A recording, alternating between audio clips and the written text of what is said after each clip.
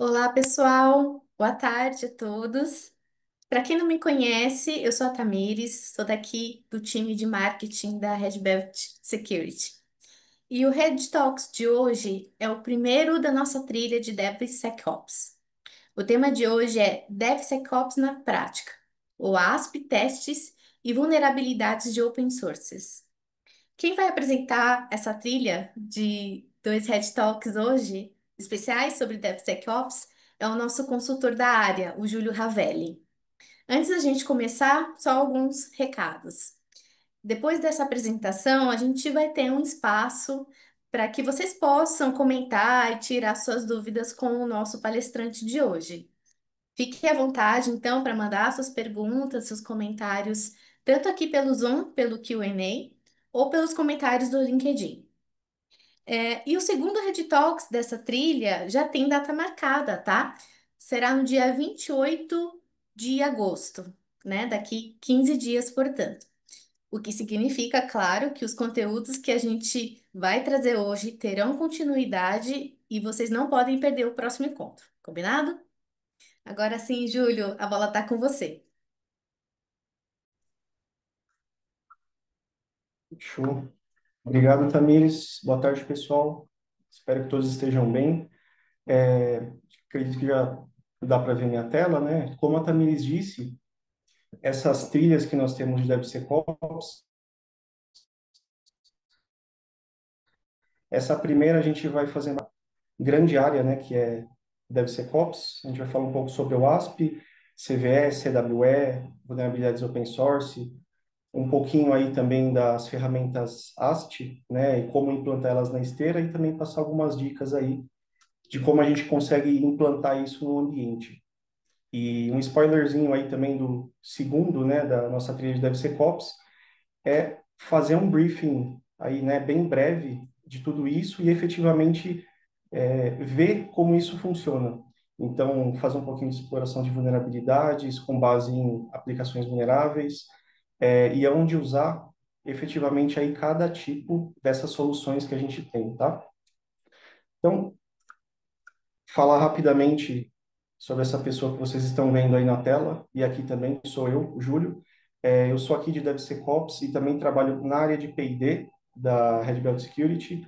Eu estou indo já para o meu 12º ano aí de tecnologia que eu trabalho, tá?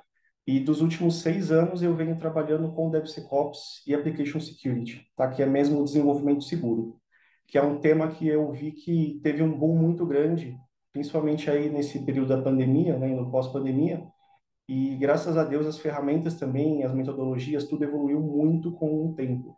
Então hoje a gente vai ter aí um feedback gradual de como foram as coisas. Aqui, né, como eu disse aí anteriormente, os fundamentos devem ser DevSecOps Application Security, usando aí principalmente o pilar do ASP como referência, e dos tópicos que a gente vai acabar abordando hoje, é de desmistificar um pouco do DevSecOps, falar também sobre Shift Left Testing e Security by Design, efetivamente o que é, como utilizar e entender a diferença entre um e outro, tá? O ASP, como eu disse, eu estou repetindo muito porque é um pilar muito importante dessa nossa área de DevSecOps, tá? Entender aí um pouquinho também da importância do SAM e do top 10 dele, os tipos de testes de segurança, como eu disse, do AST, né? Os CVEs e os open sources, e umas dicas aí no final que eu queria passar para todos vocês dessas boas práticas aí de automação e utilização dessas soluções no ambiente. Primeiro tópico, antes de mais nada, é efetivamente a gente entender o que é DevSecOps. Porque, com o passar do tempo, eu vi que muita gente confundia o DevOps com o DevSecOps, né? O DevOps, mesmo que é o aculturamento, é a metodologia, né, de desenvolvimento e operação, por isso que é DevOps, que é a gente ter todos esses processos bem estruturados de desenvolvimento, os testes, né, a parte de QA, a operação, que é colocar a solução para rodar, né, no web server, no container em si, fazer o monitoramento dela depois. E depois disso, quando você inclui a camada de segurança, você tem o DevSecOps. Então, geralmente, nós temos dois tipos de profissionais trabalhando aqui, tá? A gente tem um profissional DevOps e a gente tem um profissional de DevSecOps. o profissional de DevSecOps e a metodologia em si é efetivamente a gente pegar e estruturar todos esses processos e incluir essas camadas de segurança. Esse símbolo do infinito que vocês estão vendo aqui repetido, né, que tem aqui do planejamento, a codificação, build, teste, release, deploy, operate, monitor, é em si o ciclo, né, o SDLC, o ciclo de vida de um desenvolvimento de uma aplicação, e a parte de baixo, que é esse SEC como um todo em si, é essa camada. Então, a gente vai acabar vendo aqui com o passar desse nosso Red Talk, o que efetivamente é esse SEC que a gente vai acabar colocando dentro desses processos e principalmente da esteira de desenvolvimento, tá? Obviamente, para começar o desenvolvimento de uma aplicação, a gente precisa ali começar da parte de planejamento, né, que é daquela parte roxinha. Para isso, nessa parte de planejamento, a gente tem essa parte aí da cultura de Security by Design, que é um desses tópicos aqui que a gente vai acabar discutindo nesse slide.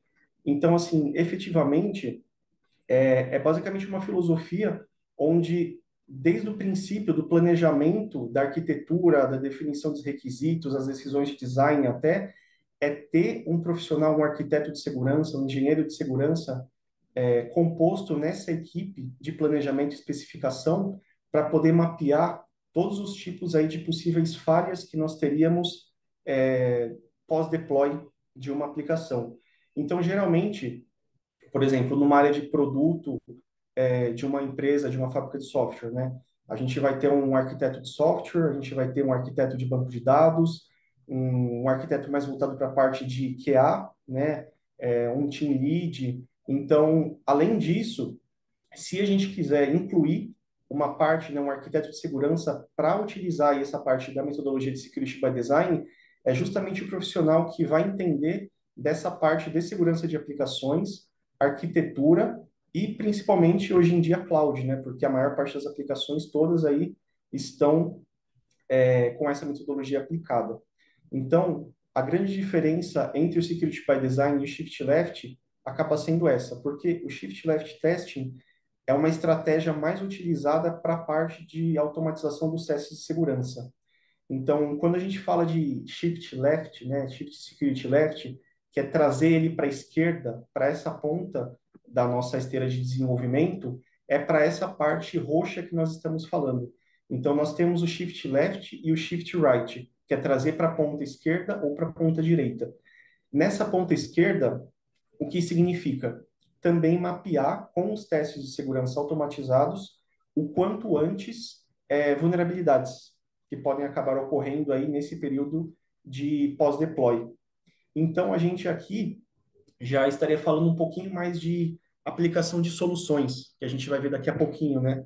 De SAST, DAST, SCA, todas essas acabam sendo ferramentas e soluções que a gente consegue implantar com essa metodologia de Shift Left Security.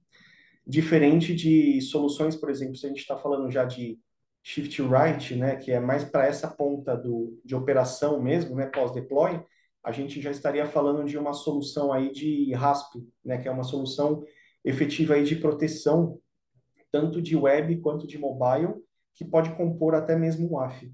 Então, nessa área de DevSecOps, para o ciclo inteiro de vida de uma aplicação, a gente tem camadas de proteções aí que a gente pode usar, tanto para remediar, quanto para identificar o quanto antes e poder resolver, tá? Então, acho que deu para ficar um pouquinho mais claro dessas diferenças principais aí entre Shift Left e Security by Design. São mais os processos, né, onde você precisa de um arquiteto desde o início e ter também as ferramentas implantadas desde o início. E não tem como a gente falar de DevSecOps, Shift Left e Security by Design sem a gente também estar falando sobre o ASP, né? Porque o ASP aí que significa Open Web Application Security Project, é basicamente uma fundação aí, já trabalha basicamente aí desde 2001, né, sem fins lucrativos, com bases aí no mundo todo. Temos bases aí, várias no Brasil também, aqui em São Paulo, tem um pessoal que eu conheço, que desses vários tópicos que eles abordam, que eu elenquei aqui, né, a definição das prioridades de segurança, base para conformidades e auditorias, a educação e capacitação de profissionais, as ferramentas também que tem de desenvolvimento open source deles, e essa atualização contínua que eles mantêm, de vários tipos de framework criados a partir da WASP. Então, é uma comunidade aberta, as pessoas podem participar dela e consumir qualquer tipo de projeto que eles têm, igual dessa parte de ferramentas open source mesmo, né, que está falando do ZASP, do Zap Proxy, o Dependency Check, de Shop, que são tanto soluções open source de análise de vulnerabilidades, quanto até mesmo o Juice Shop que você pode usar semelhante a um DVWA, um WebGold, para poder brincar um pouquinho e estudar, né, sobre vulnerabilidades em si. Então, eles também provisionam para a gente aplicações de teste vulneráveis já para a gente poder explorar vulnerabilidades. Então, é um projeto muito interessante, tá? E dentre as principais coisas aí que a OASP acaba provendo para a gente, e como esse tópico também de atualização contínua aqui, que basicamente a cada 3 anos, a cada 2 anos eles acabam atualizando, são os tops que eles têm. Então, principalmente esse iconezinho que a gente tem aqui no meio, né, de OASP Top 10. O que significa? A cada passar que nós temos aí desses 3 anos, eu vou até pular o tópico para poder mapear um pouquinho melhor, por exemplo, que a gente tem de 2017 e 2021. Eles pegam com base no top 10 de vulnerabilidades mais exploradas das aplicações nesse ano, né, nesse período dos anos, na verdade, e elencam para a gente qual que é a maior periodicidade aí que tivemos de explorações. Então, por exemplo, dá para a gente fazer um gráfico também de comparação igual esse, que o de 2017, o top foi injection. Então, injeções aí de SQL, de scripts, enfim, sendo que já para 2021 a gente teve um declínio para sendo o top 3 desse top 10. Então, ele já desceu de injection aí para 3, enquanto o Broken Access Control ele subiu, que estava ali de quinto, subiu para primeiro. Então, é sempre para a gente tentar aí mapear e identificar um pouquinho das tendências que os hackers aí, né, que as gangues estão seguindo, porque hoje em dia são organizações criminosas, né, não são mais aqueles hackers que, aquelas adolescentes, né, as crianças de 12, 16 anos que ficavam brincando em casa para hackear websites, pichar, né, mudar imagens, enfim. Hoje em dia você tem organizações criminosas já trabalhando para efetivamente atacar instituições financeiras, de saúde, muita coisa que eu já presenciei aí nessa minha carreira, nessa parte de DevSecOps também, que acabei vendo, tá? Muita coisa crítica mesmo dessas organizações, que a gente consegue ter um mapeamento bom aí já, utilizando pelo menos esse framework aqui do ASP Top 10. E vale ressaltar que a gente tem ele tanto para web, quanto para mobile, quanto também para APIs, tá? Então, sempre com essa periodicidade que eles têm de atualizações, a gente consegue ter. E acessando mesmo o website deles, depois a gente pode provisionar aí no material de apoio que vai ser enviado em seguida, você tem todas as informações desses tipos de vulnerabilidades. Então, ele tem uma descrição de cada um desses tops, de acordo com os anos, e explicações do que são elas, para a gente poder entender se estamos aqui em compliance ou não, que já entra para esse segundo tópico nessa, como base de conformidade e auditoria, né? Assim como a gente está falando de GDPR, LGPD, ISO, PCI, né, PCI DSS, a maior parte dessas soluções que nós temos de AppSec, por exemplo, se você for rodar uma análise SAST, que é uma análise estática que a gente vai entrar um pouquinho mais a fundo, para identificar vulnerabilidades no seu código, ou uma DAST, que vai ser aí uma parte mais de fuzzing, né, automatizada, simulando como se fosse um pen test na sua aplicação, com base nas vulnerabilidades que essas análises trouxerem para você, você consegue gerar um relatório para saber se você está em compliance com o top da WASP ou não. Isso para mobile, para API e também para aplicações web normal, tá? Então, acabou sendo aí uma base muito boa de auditoria para a gente ver se a gente está em compliance ou não, porque o mínimo que a gente precisa aqui é estar com essas vulnerabilidades zeradas, tá? Fora toda essa parte que a gente tem aqui, né, desse tópico nosso do meio de educação e capacitação de profissionais, que acaba sendo também um tópico muito importante que a gente tem de DevSecOps, né, de Application Security, acaba sendo um dos módulos mais introdutórios que nós temos dos nossos projetos aqui da Red Belt Security, como a parte da consultoria mesmo de DevSecOps, né? O que geralmente nós fazemos para quando a gente chega, né, para bater um papo com o nosso cliente, mesmo entender as dores deles, E geralmente a gente acaba vendo que a maior parte dos clientes tem uma dificuldade em aplicar treinamentos de cibersegurança voltado para essa parte de DevSecOps. A gente vê muita coisa mais voltada para a parte do Blue Team, às vezes para phishing, mas treinamentos específicos de DevSecOps é um pouco difícil de encontrar. E aqui na Red Belt Security a gente consegue provisionar esse tipo de serviço para vocês, tá? Porque quando a gente fala também aqui ainda da WASP, a gente tem um grande programa aí que eles ajudaram também a construir e tem uma base muito boa na, no site, né, no website deles, que é o de Security Champions, que acaba sendo você pegar certos profissionais, geralmente mais na área, né, de desenvolvimento da empresa, e transformar esses profissionais, geralmente os tech leads, que são mais os cabeças ali das squads, né, das equipes, é, transformar eles em analistas de cibersegurança. Então, todo um treinamento muito mais profundo disso que eu estou falando agora, a gente acaba passando para esses tech leads para depois eles virarem pontos de referência das squads, entendendo o que são as vulnerabilidades, efetivamente, né? O que é um SQL injection, o que é um cross-site scripting, como que ela pode ser efetivamente explorada, né? Como que eu identifico se ela é um falso positivo ou não, com base no relatório que eu recebi, a operar também essas soluções de cibersegurança e DevSecOps dentro do ambiente.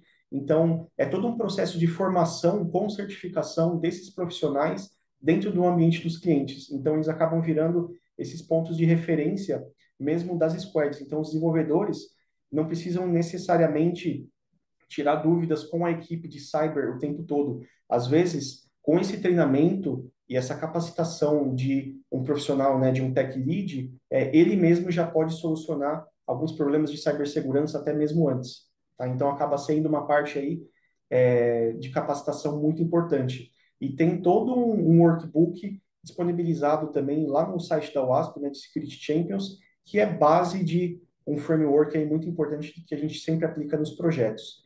E também o ASP-SAM, que é esse que está logo abaixo aqui, que é uma parte também introdutória dos nossos projetos, de fazer aí, resumidamente, um gap analysis, tá? De poder entender qual que é a maturidade atual de cybersecurity voltado para essa área aí de DevSecOps do nosso cliente.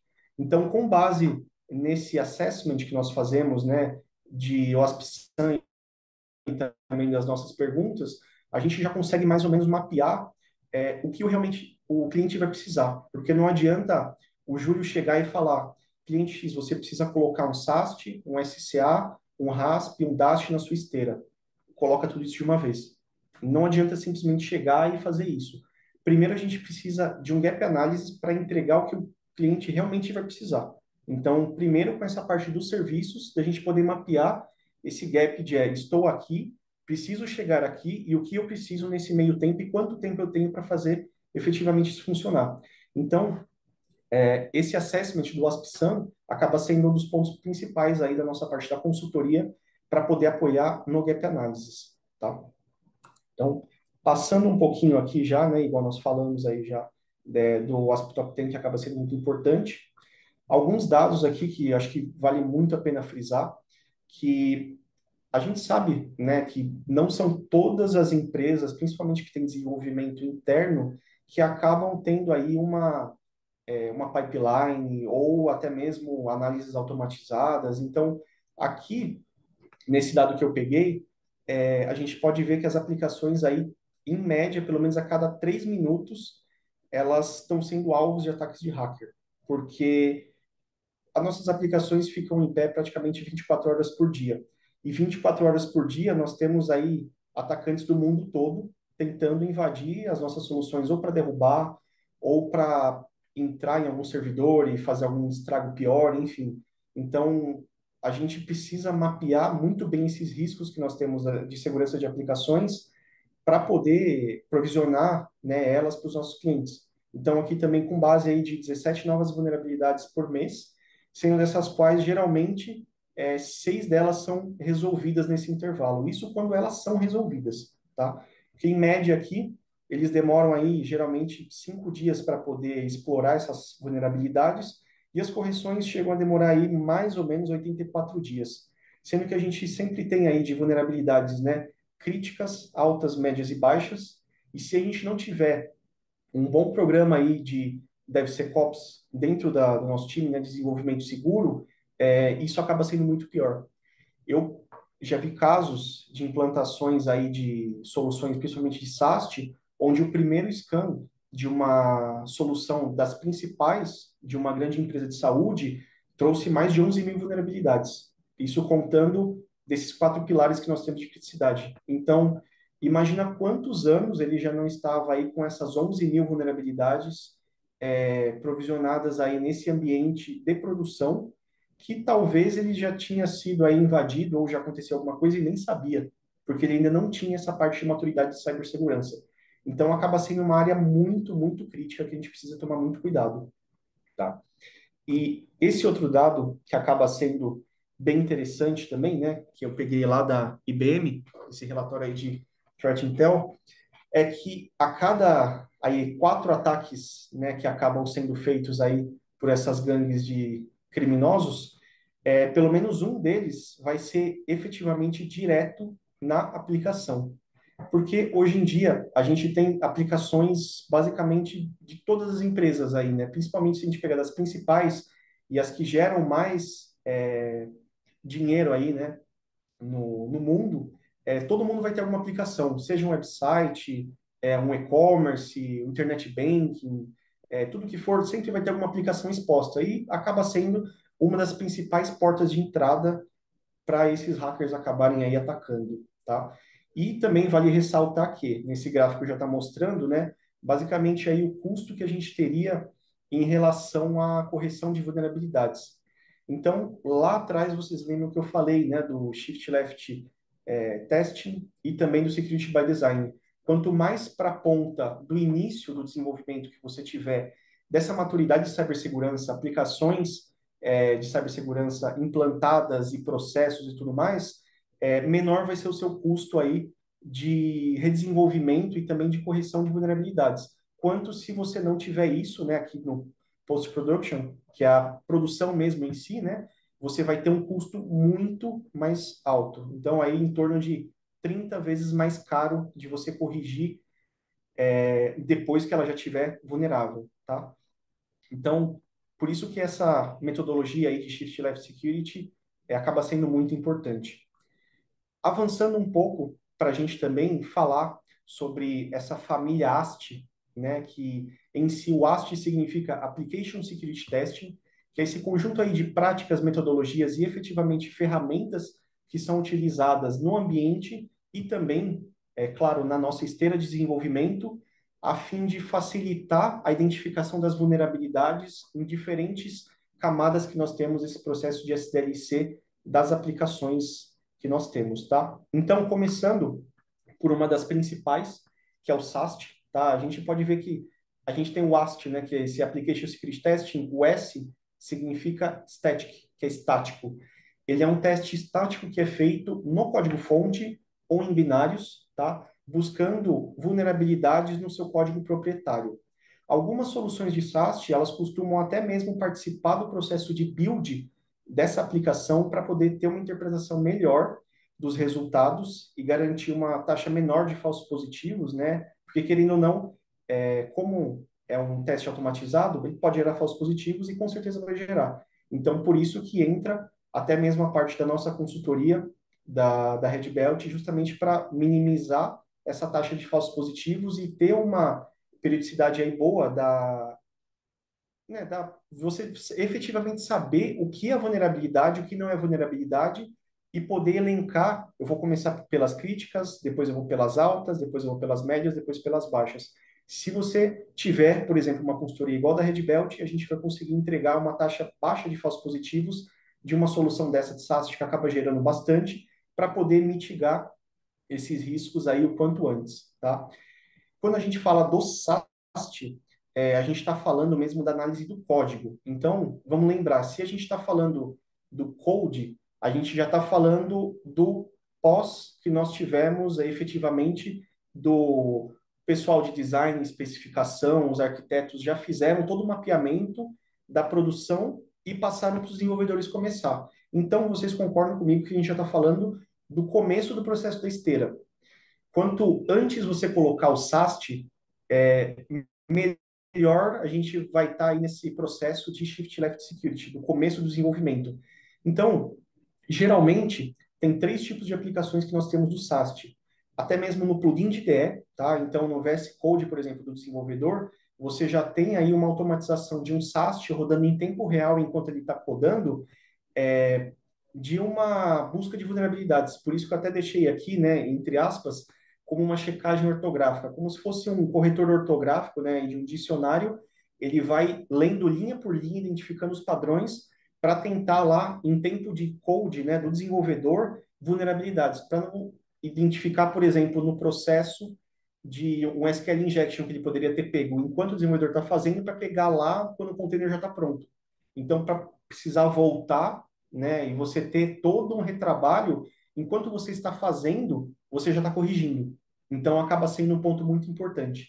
Então, a gente tem na IDE, a gente tem isso no próprio SCM. Então, se você usa GitHub, GitLab, Azure, enfim, Bamboo ali, né, do que for alguma solução da Atlassian, você consegue também ter uma aplicação do SAST no seu SCM. Então, talvez se você vai trigar ali, né, pedir um MR, ele já vai automaticamente fazer uma análise com base naquele código que foi alterado. Então, você tem essa possibilidade também, tá? E, efetivamente, como a gente fala de DevOps, DevSecOps, na esteira. Então, a partir do momento que o código foi atualizado e ele vai começar a fazer o build no processo automatizado de esteira, você também tem a possibilidade de inserir o SAST para pegar esse código-fonte, né, fazer o checkout para essa máquina e efetivamente ele ler as vulnerabilidades e depois devolver um relatório para você. E acaba sendo bem interessante quando a gente fala de aplicar o SAST na esteira, né, como sendo uma das primeiras partes aí dessa área de DevSecOps, utilizar efetivamente o Quality Gate.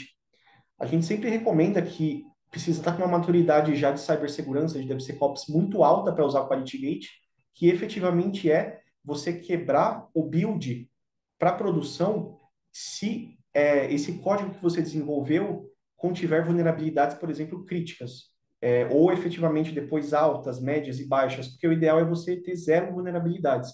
Mas a gente sempre começa com as críticas. Então, por exemplo, eu não posso passar SQL injection para produção. Se tiver, é extremamente crítico, eu vou ser invadido, eu vou, sabe, eu estou muito problemático aí se eu receber uma ameaça dessas no meu código. Então, a partir do momento que ele identificar, ele já nem vai passar para essa fase de produção. Ele vai voltar, por exemplo, para a sua área de QA, ou se você deixar isso em QA, ele vai barrar mesmo em QA, para já voltar esse relatório para o desenvolvedor, olhar a linha que tem a vulnerabilidade e já corrigir isso de forma rápida, tá?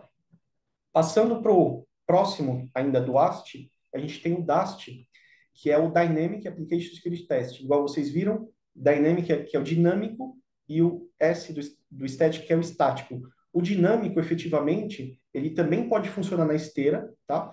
Mas ele vai funcionar já nesse pós-build, quando efetivamente você já tiver um binário gerado, né? Ou ele já estiver lá na sua fase de container, com a URL exposta ou interna, ele vai simular, sempre gosto de falar de simular, né, um pentest, porque efetivamente um pentest tem que ser o Red Team fazendo, ele pode ser até complementar a fase de pentest utilizado pela equipe de Red Team. Ele vai funcionar fazendo um crawling, ele vai fazer um mapeamento das árvores e tudo que ele encontrar do diretório da sua aplicação, e efetivamente, depois que ele terminar o mapeamento de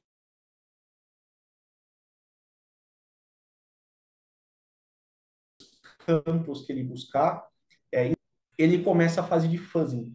Fuzzing, mesmo desse verbo em inglês de bagunçar.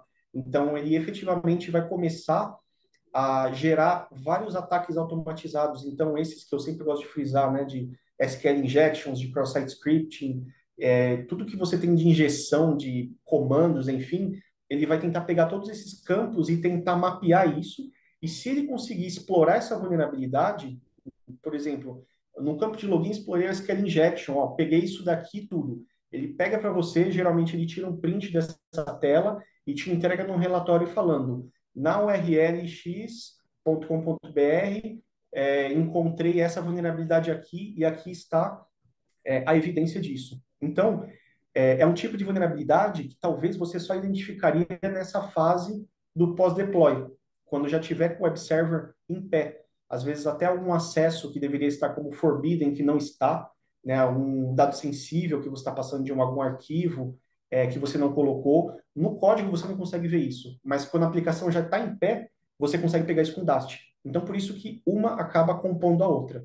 Então, é sempre interessante a gente saber efetivamente onde usar cada uma dessas soluções para saber a composição que você pode fazer de todas elas, tá? Porque o ideal mesmo é ter todas, mas a gente tem que saber por onde começar.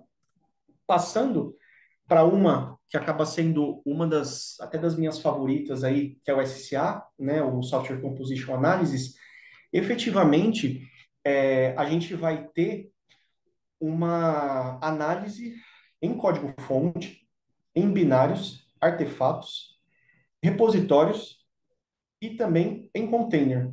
Então, acaba sendo um tipo de análise nessa parte de DevSecOps muito completa, só que aqui a gente não está olhando para as nossas vulnerabilidades proprietárias, do nosso código proprietário.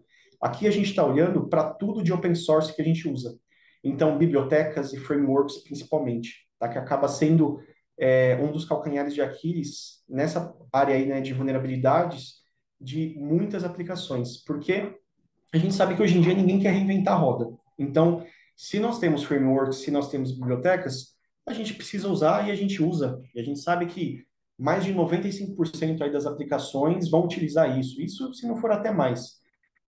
E a gente não tem, às vezes, um profissional de DevSecOps olhando para esse Bill of Materials, né, para esse SBOM, o inventário das aplicações, igual eu falei lá no começo, né, um arquiteto de segurança mapeando as bibliotecas que você vai usar, com as versões que você vai usar, se elas compõem vulnerabilidades ou não. Porque lembrando que a gente está falando de bibliotecas, o código é open source. Então, o código inteiro dela vai estar no Git. Ele é mantido pela comunidade. Então, a gente tem três pilares nessa área de SCA, com base nisso que nós falamos, né? A gente tem o pilar de segurança, a gente tem o pilar de licenciamento e o pilar operacional que ela acaba entregando para a gente. O pilar de segurança em si são vulnerabilidades que a gente consegue explorar com base na utilização dessas bibliotecas, às vezes simples assim, você está usando uma biblioteca de PDF numa versão 1.4.20 e você nem sabe que ela tem uma vulnerabilidade ali que pode permitir um RCE, né, que é uma execução de códigos remota e arbitrária. Às vezes uma biblioteca besta, que às vezes você até desabilitou ali de utilizar ou esqueceu que está usando, um hacker pode mapear e explorar isso. Então acaba sendo um ponto muito crítico, porque você está importando vulnerabilidades de fora. Então, você não está mapeando o que está no seu código proprietário, porque a gente tem bibliotecas transitivas e também as indiretas que você acaba trazendo para o seu código, tá? Então, é muito complexo essa área aqui de SCA, por isso que eu queria até deixar um tópico para a gente falar sobre isso. Então, do primeiro pilar é esse, né, de cibersegurança, de segurança de SCA. O de licenciamento, às vezes muita gente não sabe, mas nem porque é open source que ele é free de utilização, tá? A gente tem algumas licenças com algumas permissões aí um pouquinho mais críticas de utilização. Então, algumas delas, desses pilares de licenciamento de open source, você precisa, por exemplo, se você fez uma utilização dele no seu Internet Banking, você usou essa biblioteca e você fez uma alteração nela. Para você estar compliance de utilização, você precisa mostrar, abrir o seu código-fonte e mostrar as alterações que você fez e comentar lá para todo mundo. Vai valer a pena você abrir um trecho do seu Internet Banking para a comunidade inteira ver, para estar compliance? Com certeza não, porque é o seu core, é o seu business, né? Então, uma ferramenta de SCA consegue mapear esse pilar de licenciamento também, porque acaba sendo muito crítico. Porque se for pego numa auditoria, vocês já sabem, né? E também o último pilar que acaba sendo o operacional, que é efetivamente saber há quanto tempo aquela biblioteca em si está no mercado, se ela já foi defasada, né? Se ela está na prateleira, não está mais recebendo atualizações da comunidade, se o pessoal está usando muito, está usando pouco, e efetivamente você saber se vale a pena você continuar com o life cycle ali, né? Com o ciclo de vida dessa biblioteca, porque às vezes eu vou até passar por um exemplo ali, né, mas, por exemplo, do Log4j, que foi um caso aí, que acho que foi de 2022, mais ou menos, que acabou surgindo aí, né, um zero day que todo mundo ficou preocupado. Eu mesmo trabalhei madrugadas por causa dessa vulnerabilidade para fazer um plano de contenção, né, porque quem não tinha uma ferramenta de SA e estava exposto aí, praticamente todo mundo que utilizava Java, né, e não tinha isso mapeado, estava aí podendo sofrer um RCE, né, que acaba sendo aí uma vulnerabilidade crítica. Então, se você não tivesse aí uma ferramenta de SA mapeada para poder identificar essa vulnerabilidade, você estaria exposto a esse tipo de exploração. Então, por exemplo, o Log4j, a gente sabe que é uma biblioteca que muita gente usa, e assim, o plano de melhorias dela e dos updates é contínuo. Você sempre tem atualizações dela. Mas tem algumas outras bibliotecas, por exemplo, citando aí de uma de PDF, igual eu falei dessa. Às vezes você está usando uma versão defasada de 5 anos atrás e nunca mais recebeu atualizações. Para você está funcionando, mas e se surgir vulnerabilidades nela que você está usando agora? Você já sabe que você já está 5 anos defasado, ela não vai receber novas atualizações, ou seja, ela não vai receber nem correções de segurança. Então você sempre vai estar exposto à vulnerabilidade se você estiver utilizando ela. Então acaba sendo um pilar de SA muito importante também para a gente sempre mapear e deixar isso aí no nosso radar, tá? Passando aqui para o nosso IAST, que ainda é da família AST também, né? Esse é o Interactive, né? O interativo. Ele efetivamente é utilizado aí mais nessa área de QA e ele faz uma combinação do que nós temos de SAST com DAST e até mesmo às vezes, né, SCA, dependendo da solução, para poder mapear as vulnerabilidades que nós temos no ciclo de desenvolvimento, já com a aplicação rodando sem efetivamente você precisar esperar um scan acabar. Às vezes você não tem um SAST, um SA, um DAST, mas você tem um agente de um IAST implantado no seu container, né, nessa área de QA, conforme, por exemplo, um Selenium for rodando ou um analista de QA for testando, clicando nos campos, tudo vai gerando requests, responses, né, tudo por trás ali no back-end, do front-end que vão rolando das APIs. Essa ferramenta consegue mapear porque ela está observando tudo o que está acontecendo, os dados que estão sendo trafegados e, pelo fato dele ser um agente que está implantado dentro da solução, ele vai ter acesso ao binário, ou seja, ele sabe das bibliotecas que você está usando, nisso de SEA que a gente está falando, e também ele sabe do seu código-fonte, ou seja, se o QA passou por um campo ali que ele sabe que pode ter um SQL injection, um IAST, ele vai mapear falando, ó, teve uma tentativa aqui nesse campo e eu mapeei que ele está vulnerável a um SQL injection e esse campo está remetendo, né, nessa URL e nessa linha de código. Então você tem um teste muito completo de vulnerabilidades que vai te entregar a linha do código, qual que é a vulnerabilidade, qual que é a URL dela, porque você tem um combo de tudo isso, tá? Então acaba sendo um agente muito interessante sendo implantado também nas aplicações.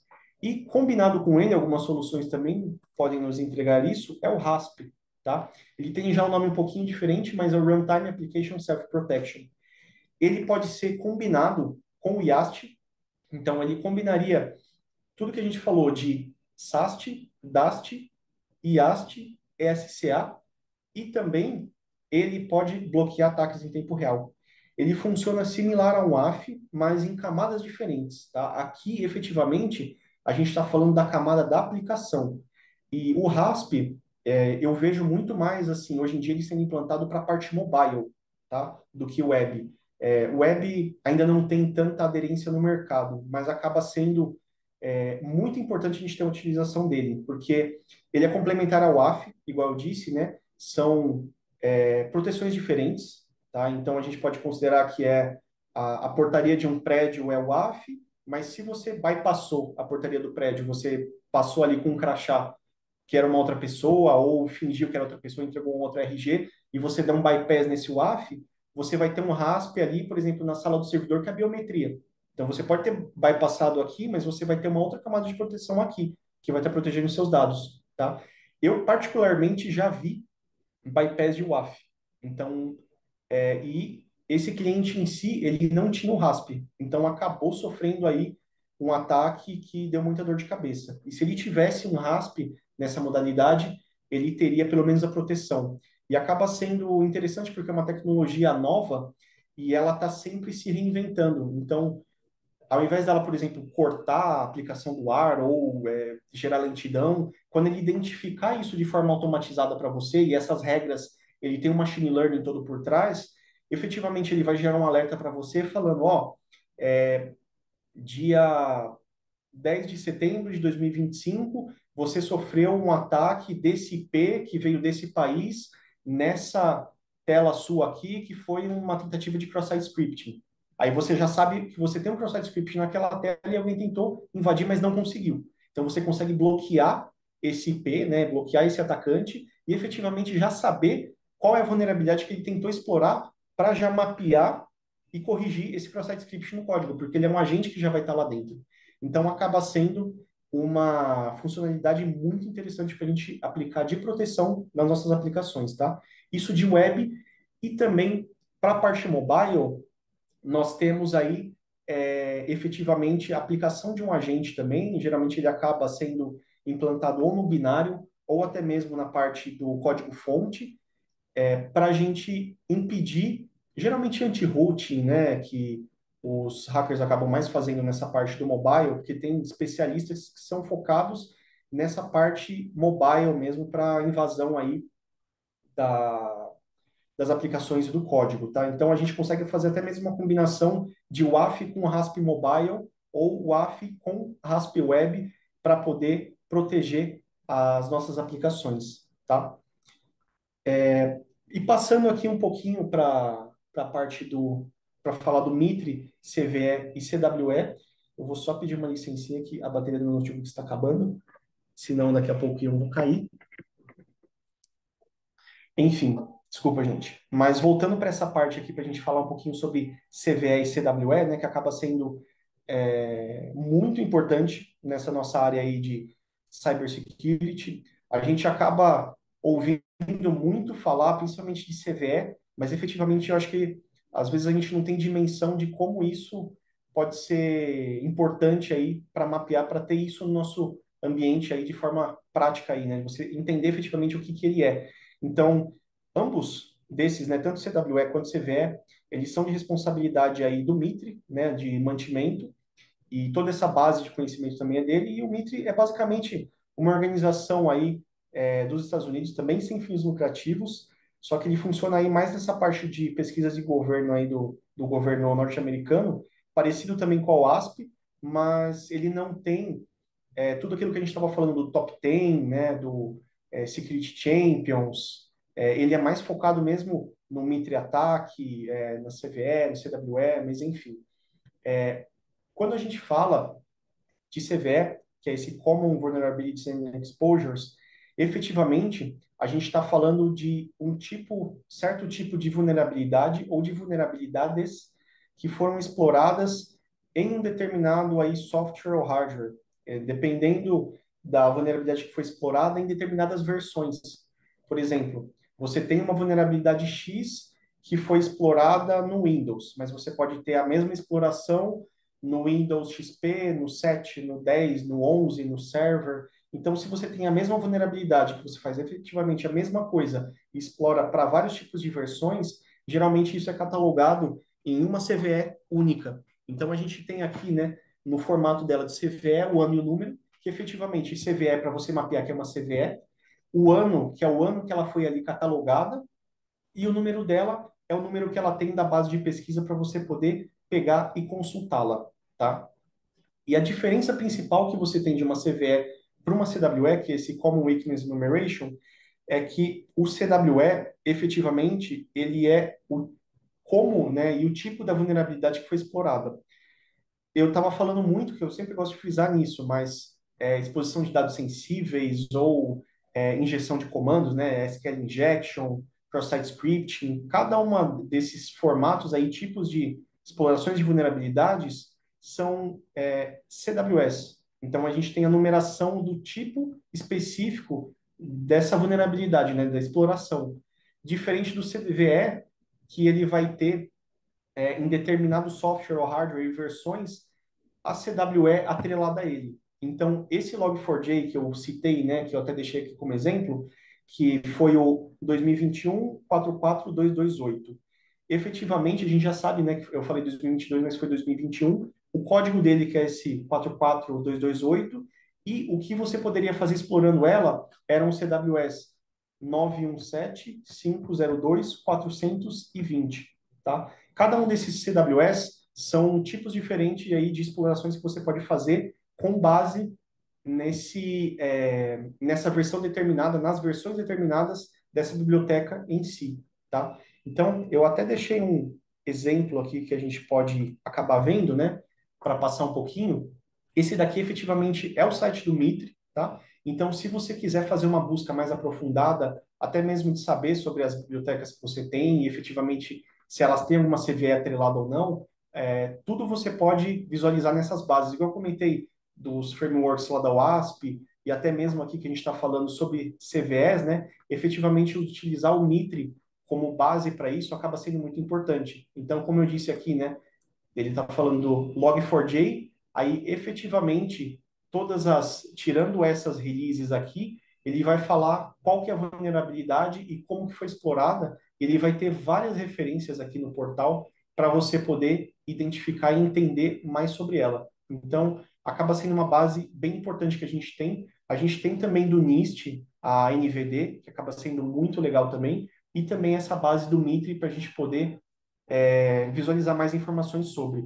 E aqui também a gente pode fazer um download de todas elas, né? Procurar as CVEs, efetivamente ver quantas que a gente tem nessa base geral deles, pedir alguma CVE específica ou fazer mesmo um update de alguma delas, porque isso sempre é atualizado com o tempo. Se foi visto em alguma versão nova, né? O pessoal costuma atualizar. Isso é um documento sempre vivo, então vale sempre aí uma atenção quando a gente fala nesses tópicos aí, principalmente de CWE e de CVE, tá?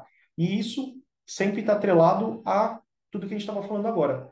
SAST, DAST, SCA, tudo isso vai estar atrelado ao CVE e ao CWE, tá? Então acaba sendo muito importante a gente já ter esses conceitos aí um pouquinho mapeados na nossa cabeça. E quando a gente fala, né, dos riscos de utilização dos open sources, né, sem a parte do gerenciamento, igual eu disse, até mesmo de utilizações de soluções em geral, né? E a gente não tem esse mapeamento legal aí de CVS. Log4j, como eu disse aqui, basicamente o que poderia ser feito, né, com a utilização dessa biblioteca, que é basicamente uma das bibliotecas mais utilizadas nas aplicações de Java, que é efetivamente para você ter o monitoramento de logs da sua aplicação, permitir aí uma execução de código remota. Acaba sendo uma vulnerabilidade de criticidade 10. Então é muito crítica.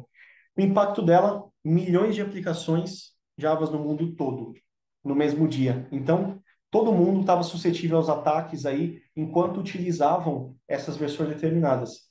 E até lançar uma release atualizada do Log4j, que demorou um tempinho, estava todo mundo vulnerável, entendeu? Então, aí vai do mapeamento. É melhor tirar ela do ar, é melhor eu tentar fazer um downgrade para ver se a exploração vai ser possível, ou eu espero, entendeu? Você tem que pensar numa estratégia boa com a equipe de cybersecurity e ter o aval do que é o melhor para ser feito nessas horas.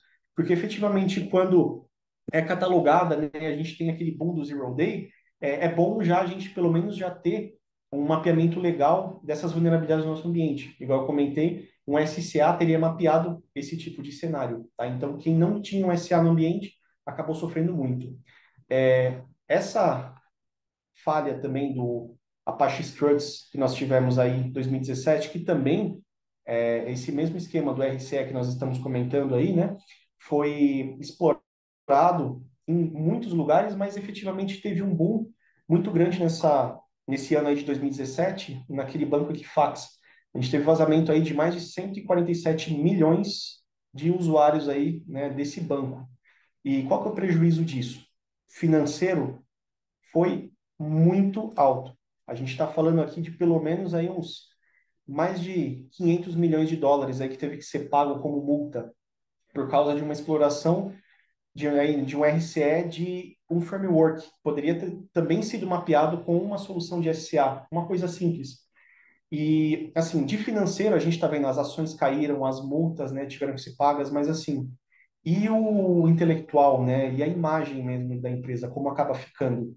Então, acaba sendo um ponto muito crítico que a gente tem de tentar identificar alguns prejuízos que são imensuráveis, né? E quando a gente fala de tudo isso, né, você fala, tá, Júlio, você me falou de todos esses problemas, mas efetivamente, o que que eu preciso fazer? Por onde que eu preciso começar, tá? É, por onde eu daria assim um caminho de você começar é principalmente procurar a Red Belt, porque nós somos uma consultoria especializada de cibersegurança com vários pilares dessa área. E também a gente tem a nossa área aqui de DevSecOps com os especialistas focados em tudo isso que eu acabei de mencionar, tá? Então, a gente tem aí projetos, assim, desde o início de uma maturidade, de uma alteração de um DevOps para um DevSecOps, quanto até mesmo de pegar, igual eu mencionei, né, de programas de Security Champions, workshops que a gente acaba fazendo, e também pegar um processo, uma esteira, um fluxo de DevSecOps atual, e identificar gaps de melhoria. Então, a gente consegue entregar isso, tá? A parte do Quality Gate, que acaba sendo importante também, que eu mencionei, né? A partir do momento que você tem uma maturidade boa de DevSecOps, você consegue implantar para todos os tipos de ferramenta que eu comentei. Então, para SAST, para SCA, para DAST, essas identificações automatizadas de criticidade de vulnerabilidades para quebrar esse processo, esse fluxo, antes de passar para a produção. Então, para evitar que as vulnerabilidades vão para o processo de produção mesmo, tá? Então, acaba sendo muito importante. A integração entre as equipes acaba sendo um dos pilares chaves aí, né? Porque a gente tem DevSecOps, a gente tem o desenvolvimento, a gente tem a segurança e a gente tem o operacional, que é efetivamente isso, né? O cyber, o DevOps e o desenvolvimento. Efetivamente, unificar esses três times para poder ter um processo bem feito. Então, todo mundo se conversando efetivamente, né? Principalmente se você tem ainda na equipe de cyber, se você tem a possibilidade de ter um red team interno para ter a base de exploração das vulnerabilidades que foram identificadas, por exemplo, a partir de um SAST, se efetivamente aquilo é um falso positivo ou não, e você tem dúvida, você ter o apoio de uma equipe de cyber interna sua para mostrar que, ó, eu realmente explorei esse cross-site scripting que foi pego nessa linha. Então, realmente você precisa corrigir e é assim que você vai corrigir. Então, conforme você faz a integração de todas essas áreas, você acaba tendo um grau de maturidade muito maior do que quem não tem, tá? Shift Left Security, como eu disse, acaba sendo um pilar muito importante também para a gente tentar garantir um ROI, né, um retorno de investimentos muito mais rápido das soluções que você tem implantada, para poder garantir que você não vai nem passar para a primeira fase uma vulnerabilidade. Então, muito menos para a produção. Quanto antes a gente trata a vulnerabilidade, melhor vai ser, né? Porque menos custos a gente vai ter no trabalho de redesenvolvimento e mais segura vai ter a sua aplicação. Na parte que a gente fala também aqui de Security Champions, que é aquele processo que a gente pega pessoas chaves aí específicas de determinados times e faz aí uma certificação, né, nessa área de DevSecOps com eles para garantir que eles saibam como tratar, né, como agir com essas vulnerabilidades aí que foram encontradas e entender um pouquinho mais sobre elas, né? Então, eu já mencionei aqui processos bem estruturados e tem testes também periódicos, aí pelo menos no mínimo de 6 em 6 meses nessas aplicações nas core, seja mobile, seja web, para a gente poder ter um mapeamento, né? Seja um white box, com base nos resultados que nós teremos aí das soluções, ou um black box, ou pelo menos um gray, para a gente mapear junto com o time de desenvolvimento essas vulnerabilidades, porque às vezes uma vulnerabilidade baixa pode acabar escalando para uma crítica. Às vezes a gente não dá muita atenção naquela baixa, mas ela pode dar uma informação sensível que pode acabar aí ajudando um agente malicioso a pular para uma etapa pior aí e acabar gerando uma dor de cabeça maior, né? E como eu disse também, a parte de uma consultoria especializada também acaba sendo um dos pontos chaves, porque hoje em dia é muito difícil encontrar um bom profissional de DevSecOps, tá? De desenvolvimento seguro, application security, e compor isso no time, tá? É muito complicado, mas aqui na Red Belt a gente consegue entregar essa parte, porque a gente tem aqui o nosso pilar de DevSecOps e com muitos anos de experiência que a gente consegue acabar entregando aí esses processos muito bem feitos, com gap analysis, os workshops, Security Champions, toda essa questão de Shift Left, auxiliar no processo de Security by Design, mapeamento também dos falsos positivos, efetivamente melhorar a aplicação dessas hastes, né, de SAST, DAST, SA no nosso ambiente, para poder garantir que os nossos processos aí estão bem feitos e a gente consiga reduzir esse número de vulnerabilidades o quanto antes, tá? Pessoal, hoje já queria passar aqui, se a gente tem alguma parte mais das dúvidas, né? Efetivamente, é um assunto que eu poderia ficar aqui umas 5 horas falando e eu não acabaria. Então, eu tentei reduzir o máximo que desse para a gente tentar ter uma introdução dessa parte, para efetivamente a gente poder ter no segundo módulo, entender um pouquinho mais sobre as vulnerabilidades e como que a gente pode aplicar esses processos aí, né? Mas seria importante a gente primeiro mapear um pouquinho dessa área aí de DevSecOps, tá? Muito legal, Júlio. Enquanto o pessoal vai enviando as dúvidas, queria saber se você pode falar um pouquinho sobre como vai ser o próximo encontro. Vai ser mais prático? Com o que que você está preparando para gente? Show. Efetivamente, o nosso segundo encontro, né, o nosso segundo Red Talk dessa OASP na prática, DevSecOps na prática, né, tudo isso que a gente viu, eu queria mapear efetivamente, pegar o DVWA, pegar o WebGoat, né, que são aplicações aí mantidas da comunidade e também o WebGoat, que é da própria WASP, que são aplicações vulneráveis de testes e também de estudos para a gente efetivamente, na prática, entender como essas vulnerabilidades funcionam e como elas podem facilmente ser exploradas e também a gente entender no código o que acaba gerando elas e como que a gente pode fazer para mitigar. Então, a gente consegue pegar naqueles tópicos que nós temos lá do WASP, do Top 10, por exemplo, e elencar ali todas essas vulnerabilidades, como que um hacker pode explorar de forma, assim, em questão de minutos. E ter você pode ter um vazamento de dados aí em questão de menos de um dia, né? Eu sempre friso do SQL Injection, que acaba sendo uma das assim, mais fáceis da gente corrigir e uma das mais fáceis da gente explorar, é crítica. Então, efetivamente, você consegue dar um drop no database inteiro ou pegar tudo que você tem no banco de dados com pouquíssimos comandos.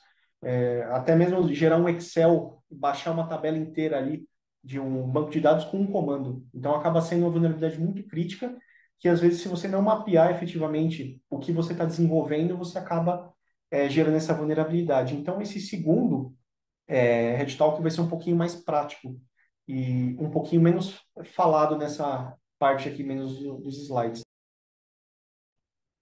Legal, Júlio. Tem uma dúvida aqui, eu vou ler para você. Como lidar com vulnerabilidades encontradas em bibliotecas de terceiros no meio do ciclo de desenvolvimento? Certo. Dessa parte, eu acho que principalmente no meio do ciclo de desenvolvimento, efetivamente o SCA acaba sendo a melhor opção para isso, tá? Porque, como eu disse, o Software Composition Analysis ele vai te entregar aí o mapeamento das vulnerabilidades que você tem nos seus open sources, no processo que você tem do desenvolvimento da sua aplicação, e ele acaba sendo, como eu disse, um dos meus favoritos e um dos mais importantes, porque você não tem visibilidade das vulnerabilidades que você está trazendo para sua aplicação, para começar, tá? E você pode implantar ele com a metodologia do Shift Left Security, ou seja, você pode implantar ele lá no começo, no plugin de IDE de um desenvolvedor, para o desenvolvedor, na hora que ele for compilar e estiver buscando essas bibliotecas, ele já vê efetivamente se essa biblioteca ela tem vulnerabilidade ou não, tá? Você pode atrelar também o SCA ao repositório que contém essas bibliotecas e esses artefatos lá dentro, para identificar até mesmo se o que você está armazenando internamente, e porque assim, não são todas as empresas que você vai ter acesso para baixar qualquer biblioteca que você quiser. Às vezes você tem uma base consolidada ali dentro, mas você não sabe que até mesmo essa base interna, ela também tem vulnerabilidades. Então você consegue mapear o SCA para olhar isso também. Então entra nessa parte também de requisitos para você mapear. Efetivamente, numa pipeline, você também consegue colocar o SCA para analisar isso.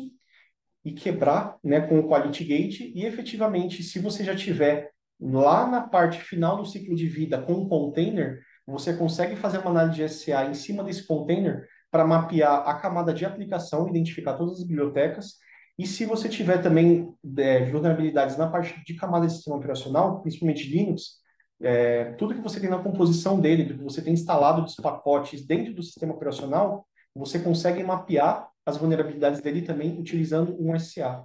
Então, para esse cenário desse ciclo de vida de open sources, é fundamental você ter uma solução de SCA implantada no seu ambiente, mapeando todo esse cenário, tá? Desde o início até o fim, o shift left, né, até o shift right.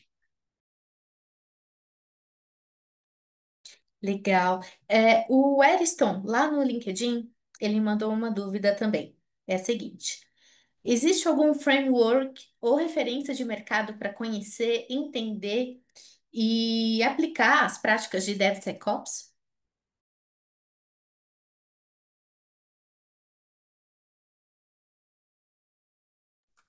Estava falando mutado, desculpa, gente.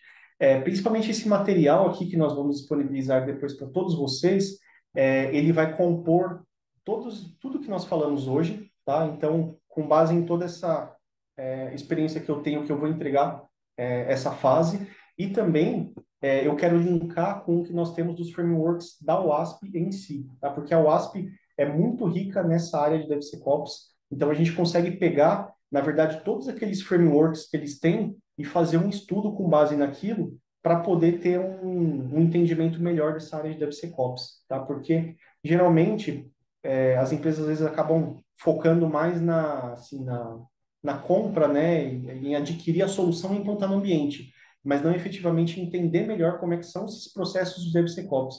Porque o DevSecOps é muito mais que uma ferramenta implantada no ambiente, numa esteira, né? Você tem, como eu disse, o AVSS, você tem, né, o framework, você tem lá o ASP-SAM, você tem os top 10, você tem inúmeros frameworks, até mesmo da WASP, aí, todos disponíveis no portal deles, para começar esse mapeamento e estudar, e eles são muito, muito ricos. Então, assim, para você começar um estudo com base no portal da WASP e dar uma olhadinha em todos os frameworks, acho que acaba sendo o ponto de partida inicial, e também com base no documento que a gente vai encaminhar, tá? Muito legal. Pessoal, ficamos por aqui por hoje. Não se esqueçam, nosso próximo encontro sobre DevSecOps vai ser no dia 28 de agosto, quinta-feira. Enquanto isso, fique à vontade para mandar suas dúvidas pelo nosso LinkedIn. Nosso QR Code está aí na tela, o Júlio está compartilhando. Siga-nos no LinkedIn, somos Red Belt Security na maioria das redes sociais. Se surgiu aí, depois de assistir esse material, ainda restou alguma dúvida, manda para a gente. Vai ser um prazer a gente conversar com vocês e tirar as dúvidas. Contato@redbelt.com.br. E a gente se vê então daqui 15 dias com o Júlio para uma, digamos assim, uma aula mais prática sobre DevSecOps. Muito obrigada, Júlio, pelo seu tempo e pela sua disponibilidade para nos dar essa aula. Obrigado, pessoal. Obrigado, Tamires. E, assim como ela disse, qualquer dúvida que vocês tiverem, tem os nossos contatos aí. E em breve a gente se vê, daqui 2 semaninhas. Obrigado, pessoal. Um abraço.